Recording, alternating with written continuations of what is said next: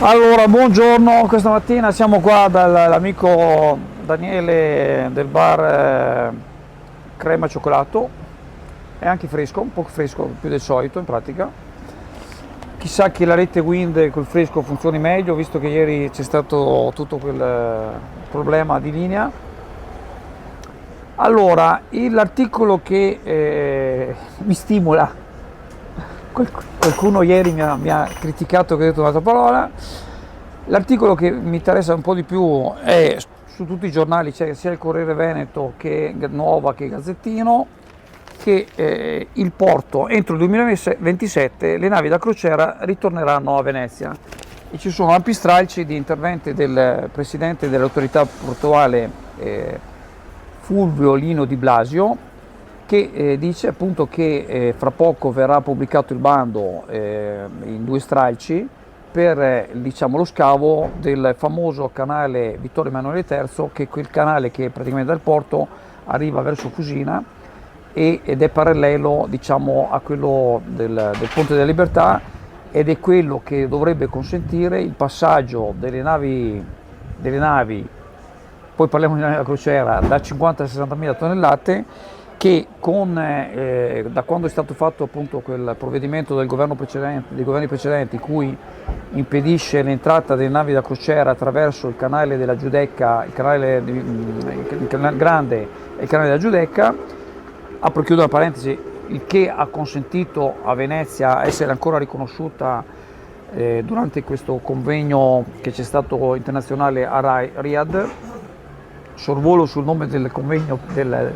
comunque c'è l'UNESCO praticamente, perché altrimenti sarebbe stata bocciata. E quindi questa è la notizia, che la sapevamo già, cioè c'è sempre stata detta, è sempre stato detto che le navi da crociera che arrivano a Chioggia in realtà arrivano a Chioggia perché a Venezia non possono andare. Questa è la realtà oggettiva, e qua lo specificano e parlano anche di navi da crociera che le vogliono a Venezia. Poi è meglio che vadano a Venezia perché i turisti giustamente vanno per Venezia e quindi sbarcare avanti e indietro, oppure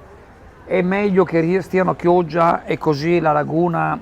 viene diciamo sfruttata di meno e c'è la possibilità dei turisti comunque di fare i viaggi attraverso la laguna. Ricordo che comunque abbiamo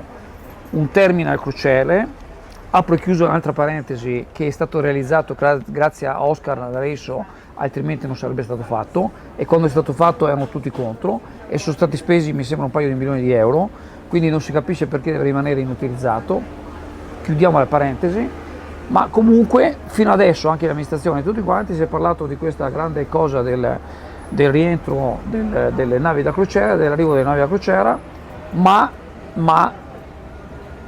bisognerà in qualche modo, lo dice l'ultimo del PIL l'hanno comparato, ma lo dicono tutti gli operatori turistici, in qualche modo fare delle strutture e gestire questi afflussi di turisti, perché altrimenti